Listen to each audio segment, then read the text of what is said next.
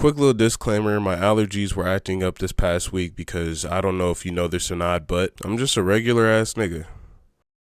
Anyways, I'm still congested, so you might hear that in my voice a little bit. How do I explain this? The movie opens with a man crashing out by crashing into a house and assaulting a family before lighting the whole place on fire. I think this guy might be a little upset about something. The next morning, the main character Rachel wakes up to a call from her divorce lawyer and realizes she's running late to work. She also realizes she's running late to take her son to school.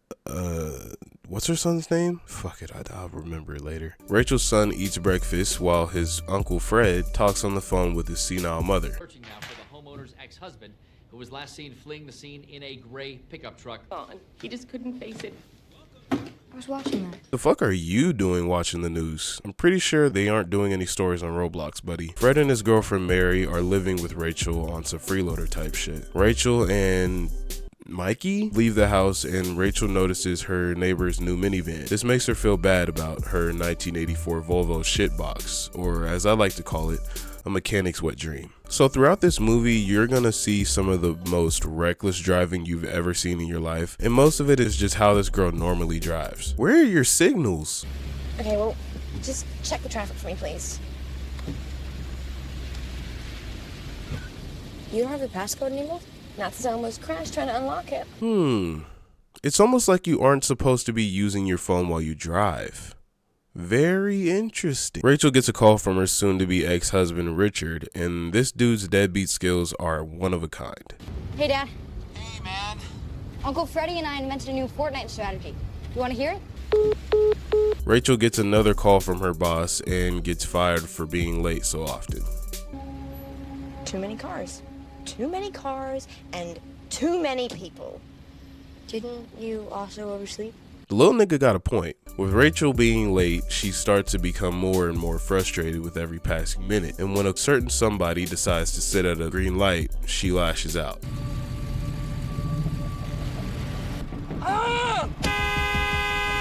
Go!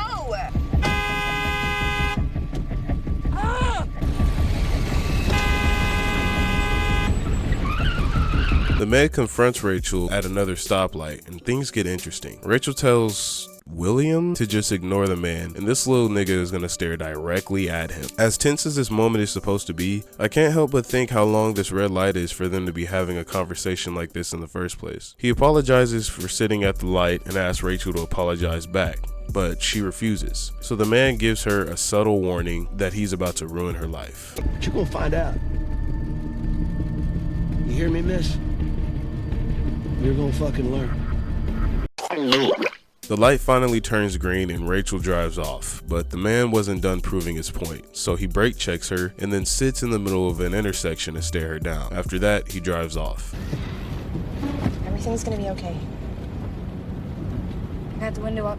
A little too late for that, champ. Rachel gets Bobby to school, and because he's late for the third time in a row, he's gonna have to get detention. So Rachel says she'll make it up to him with a Butterfinger Blizzard from Dairy Queen, not sponsored, while awkwardly trying to hug him with her seatbelt still on. Rach. My 9 o'clock time. This woman should not have a license. Rachel goes to the gas station to fill her tank up before meeting with her divorce lawyer for breakfast. Why would you leave your phone in the car? You might as well put a sign up in the window that reads free phone inside. As Rachel is paying for scratch offs, she notices the man in the truck is parked at the pump behind her, and she starts to get scared. The gas attendant and another customer notice this, and they offer to call the cops and walk her to her car. She agrees. Honestly, at this point in the movie right now, I can't be mad at her decision making. She was honest and she let other people help her. Good job. But for the decision she's going to make in the future, I don't know. The gas station customer walks Rachel to her car and gets the truck man's license plate. He tells it to Rachel and she drives off, but the aura farming doesn't go as planned for this guy. Smart move staying put, bro. I got your plate right here.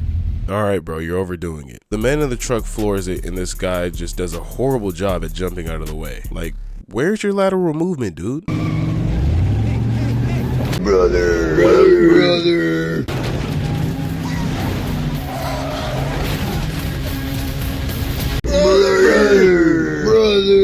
Didn't even try to brake, huh? Whoever was driving this car had so much time. Bro just got folded by the Hardy Boys of automobiles. The man in the truck is now in pursuit of Rachel, and despite the horrible traffic, there just happens to be all this open road for them to play cat and mouse on. Rachel ends up pinned in traffic with the man right up on her bumper, and he starts ramming her from behind like he's trying to give her car back shots. I have to dig you down on some gangster shit.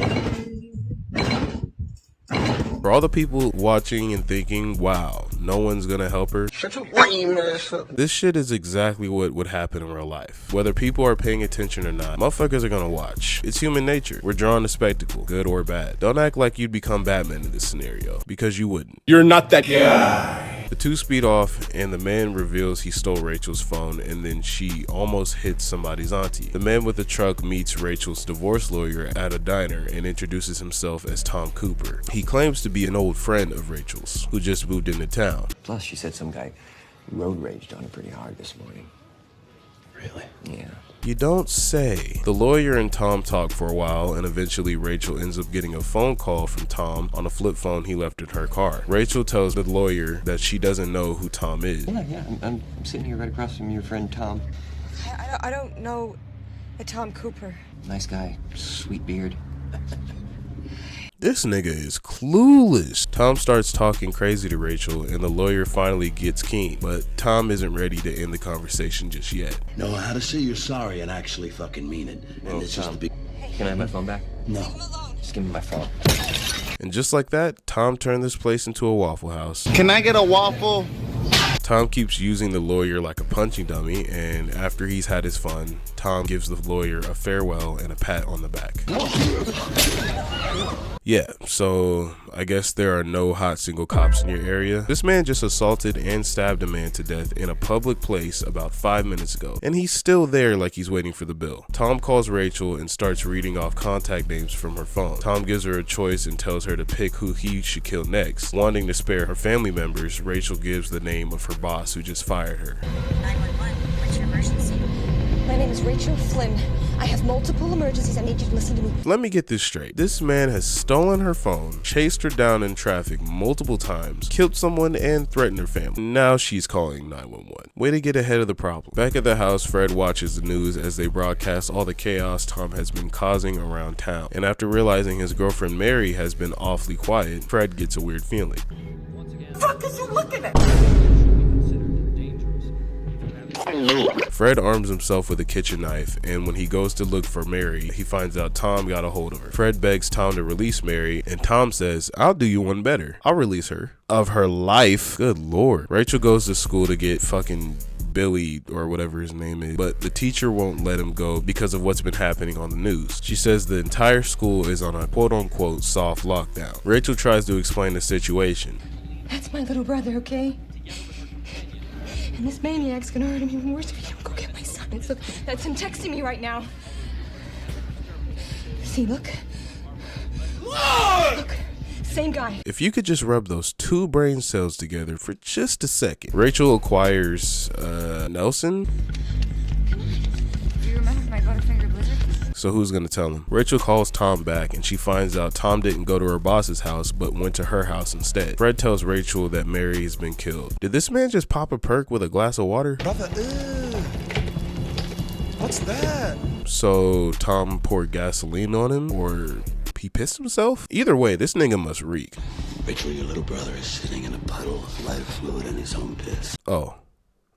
I didn't know both were an option. Tom forces Fred to read out a hateful note to Rachel before a cop comes in and holds Tom at gunpoint. Tom lights Fred ablaze as a distraction and escapes the house, but not without taking a bullet from the cop. After hearing the screams of Freddie Fry over the phone, Rachel pulls over and understandably loses her lunch. She gets a call back from Tom, and they exchange some mean words that end in Rachel breaking the phone. Rachel takes Kevin? Man, what is this kid's name? The two hop back on the road with the police station being the planned destination. Quick side note, at this point in the movie, I wanted to turn this shit off. I couldn't care less if her and little Johnny make it out of this or not, but I already started it, so. Got to see it through, my boy. While they drive, Rachel brings up the fact that Tom is tracking her even though her phone was taken by him. When her son asks about her tablet, Rachel says she looked for it earlier but couldn't find it. Her son explains that Tom could be tracking her through the tablet, so it must be in the car still. He looks around around for it, and lo and behold, it's taped under the seat. When did Tom have time to do all this? Fuck if I know. They use the Find My Phone app on the tablet to see where Tom is, and boy oh boy are they surprised to find out Tom is right next to these motherfuckers. It seems Tom somehow got his hands on the neighbor's new minivan. Rachel sees a cop up ahead and tries to get his attention, but Tom causes a catastrophic crash to keep this game of cat and mouse isolated.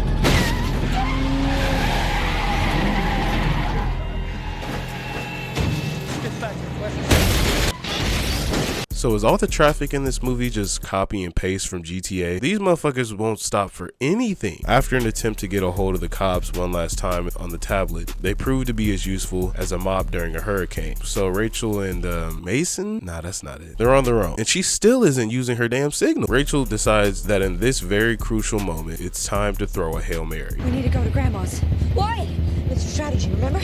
From the video game? You gotta be shitting, pissing, and kissing me. Is she for real? Rachel speeds to Grandma's with Tom hot on her heels, driving like they have a need for speed. No, for real, they take a lot of innocent lives. Rachel leads Tom into the granny's neighborhood, and sure enough, Tom gets lost. They pull up to the house and they begin to execute their plan. Alex goes inside and sets off the alarm so the police get alerted. Notice how Tom is now chewing his perks. That's how you know he means business. After Tom finally finds the right house, Rachel blindsides him in another car, flipping his shit like a pancake. Rachel approaches the rolled vehicle armed with a golf club, and somehow Tom gets the jump on her and just treats her like a I don't know, what's something you beat? Hey, get your mind out of the gutter. This is a family channel. You should be ashamed. Shame on you. So this is editing me. Like this is me after recording the video and everything. You could probably tell that by the fact that I don't sound like I have Squidward's nose anymore. But I just wanted to mention that throughout editing this video, I did not notice how many times this man literally just clocks this girl in her jaw. Like he punches her a fair amount of times, and it doesn't even really seem like an abusive type of thing. Like it just seems like he genuinely wants to throw hands with her, and I kind of respect it. These hands rated E for everybody. I do not condone violence against women. Anyway, back to the video. Tom enters the house announcing he's a policeman in an effort to get Dylan to come out of hiding, and this kid is the absolute worst at keeping quiet. I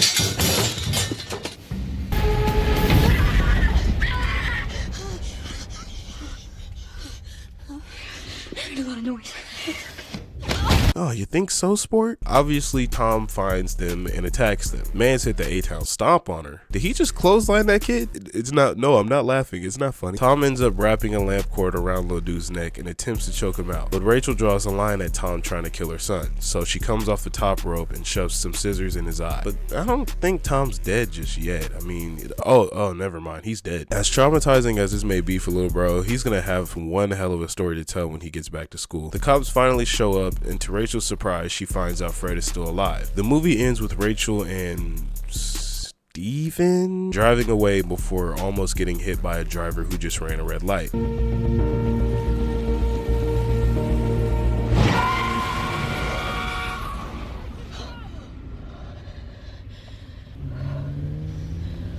Good choice.